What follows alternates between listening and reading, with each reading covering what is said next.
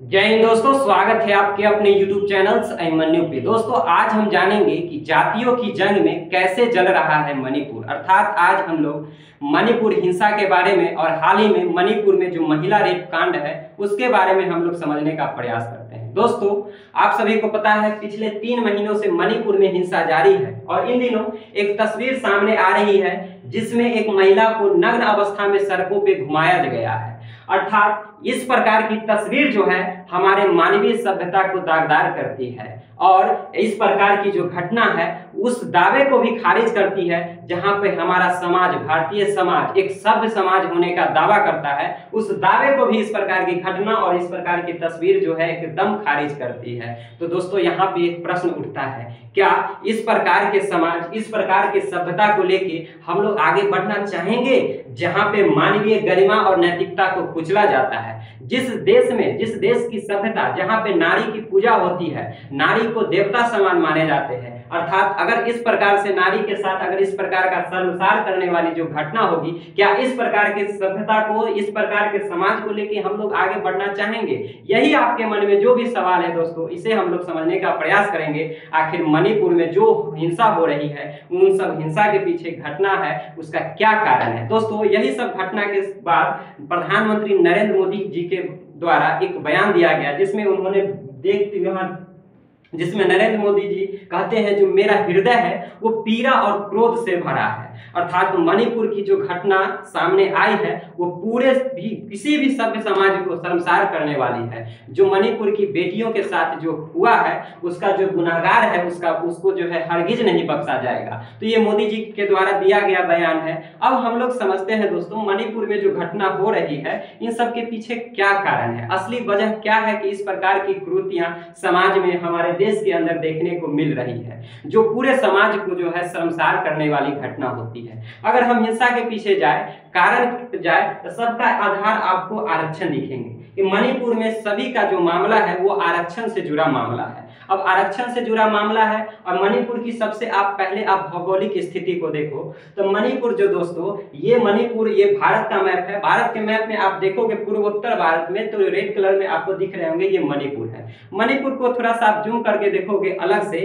तो मणिपुर का भौगोलिक स्थिति में मणिपुर में लगभग 10% इलाका ही है जो मैदानी है, अर्थात मैदानी भाग है, और पूरा 90% जो पर्वत और पहाड़ से घिरा हुआ है। और खास करके जो भी यहाँ पे घटना हो रही है मुख्यतः 3 समुदाय से रिलेटेड है। 3 समुदाय में तीनों का नाम हम अगर यहाँ पे साझा करें तो एक नागा समुदाय है, एक कुकी समुदाय है और एक मैती समुदाय है। नागा और कुकी दोनों एक तरफ है और जो मैती समुदाय है वो दूसरे तरफ है। इन्हीं 2 गुटों के बीच जो है ये हिंसा हो रही है। अब आपके मन में सवाल आएगा कि हिंसा क्यों हो रहा है, क्या कारण है? सबसे पहले अगर हम स्थिति की बात करें तो पूरे जनसंख्या का अभी आप लोगों ने जाना कि 10% मात्र भाग ही है जिसपे मैदानी है।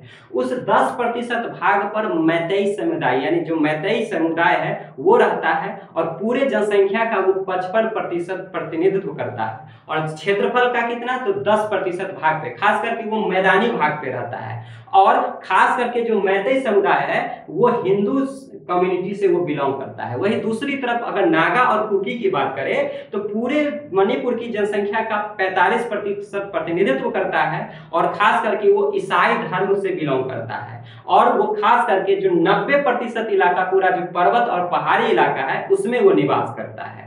तो ये तो हम लोगों ने देखा कि दोनों की स्थिति आखिर कितना पे कौन रह रहा है, कितना कौन प्रतिनिधित्व कर रहा है।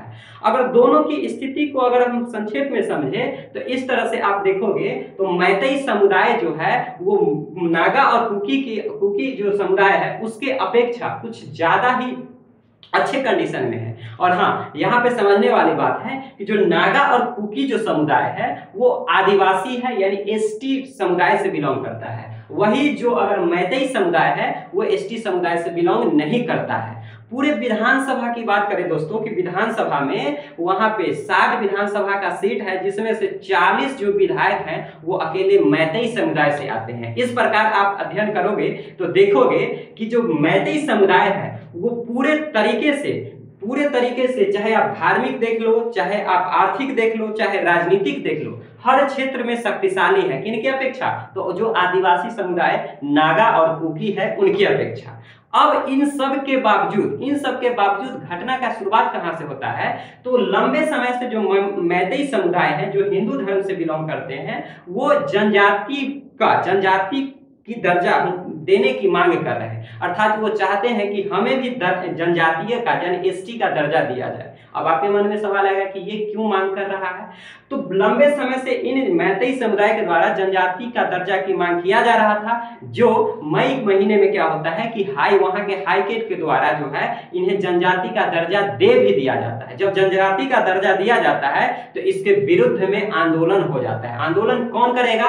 तो वही जो पहले से जनजाति समुदाय है, नागा और कुकी। नागा और कुकी क्या कर देता है कि सड़कों पे आंदोलन कर देता है, जगह जगह हिंसात्मक घटना होती है। और हिंसात्मक घटना को आप देखोगे किस लिए? जो मैतेई समुदाय को जो वहां जनजाति का दर्जा दिया गया, उसके इस फैसले के खिलाफ नागा और समुदाय, जो नागा और कुकी है, वो आंदोलन कर देता है विरोध में। और आंदोलन इस तरह कि एक दूसरे को घर जला रहा है, एक दूसरे को मार रहा है, यानी अपना पूरा उग्र प्रदर्शन कौन कर रहा है? नागा और कुकी। अब आपके मन में सवाल आएगा, एक समुदाय को जनजाति का दर्जा हाई कोर्ट के द्वारा दिया गया, तो दूसरा जो ऑलरेडी जनजाति समूह है यानी नागा और कुकी, वो आंदोलन क्यों करेगा? तो इसका सबसे बड़ा रीजन है कि हमारे संविधान में दोस्तों, हमारे संविधान के अनुसूची 6 में जाओगे तो जो जनजाति समूह है मणिपुर को, उसको एक खास सुविधा दिया गया है। खास सुविधा कहने का अर्थ है, अगर आप एग्जाम्पल से समझो तो वहां पे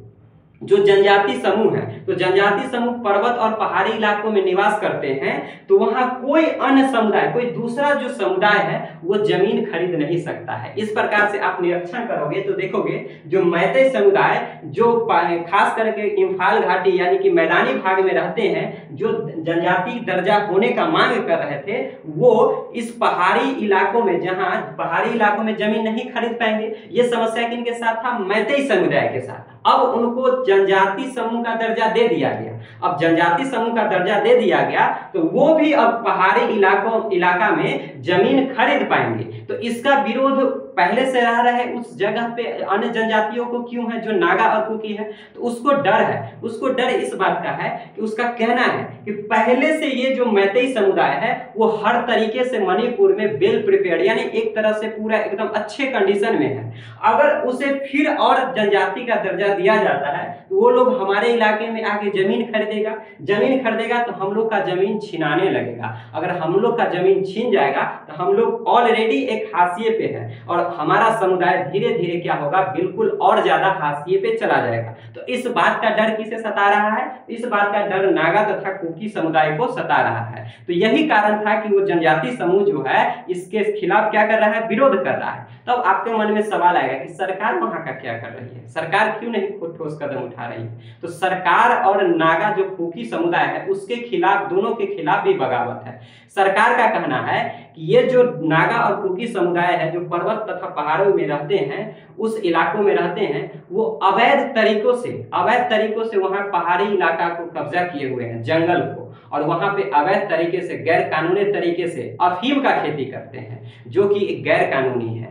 और वही अगर दूसरे और आदिवासियों का कहना है ये हमारे परंपराओं से जुड़ा है, ये हमारी पैतृक संपत्ति है, हमारे पुरखों से जुड़ा है, हम इसे छोड़ेंगे नहीं। यही कारण है कि दोनों समुदाय के बीच और सरकार के बीच, और सरकार कहने का सेंस आप यहाँ पे समझ सकते हो कि सरकार में कौन बैठा है, ये फैसला कौन ले रहा है। तो सरकार में खास करके किसका मेजोरिटी ज्यादा है, तो आप कहोगे मैतेई समुदाय के, क्योंकि 60 में से 40 जो विधायक है वो मैतेई समुदाय से बिलोंग करता है। तो यही सब कारण है दोस्तों कि यहाँ ये सब घटना जो इन दिनों हो रही है, ये सब जो हाल ही में जो महिलाओं के साथ जो ऐसी इस प्रकार की घटना हुआ, हमारे सभ्य समाज को दागदार करती है। अभी तक अगर कोशिश ये होना चाहिए कि हर तरीके से मणिपुर का दोनों समुदाय हो गया, केंद्र सरकार को इसमें जल्द से ठोस कदम उठा के, क्योंकि आप सभी को पता है दोस्तों कि अगर एक घर के दूसरे कमरा अगर जल रहा है तो क्या आप आराम से दूसरे कमरे में सो पाओगे? नहीं। एक दूसरे कमरों में अगर कुछ हिंसक घटना हो रही है तो आस पड़ोस आप रह सकते हो? नहीं रह सकते हो, क्योंकि अगर यहाँ कमरा और घर से कहने का सेंस ये है कि पूरा भारत एक घर की तरह है और जो मणिपुर है वो क्या है, वो एक कमरे की तरह है। अगर एक कमरे में आग लगा हुआ है तो पूरा घर आराम से नहीं रह सकता है, अगर वो जल रहा है तो मेरा देश भी जलेगा। इन सब बातों को ध्यान में रखते हुए इस पे ठोस कदम उठाना चाहिए और जल्द से जल्द जो ऐसी शर्मसार करने वाली घटना है इसे दूर करना चाहिए। तो दोस्तों, उम्मीद करते हैं आपको सारी बातें समझ में आई होगी। अगर आपको वीडियो पसंद आया होगा तो लाइक, सब्सक्राइब तथा दोस्तों में शेयर जरूर करें। मिलते हैं नेक्स्ट वीडियो में, तब तक के लिए जय हिंद, जय भारत।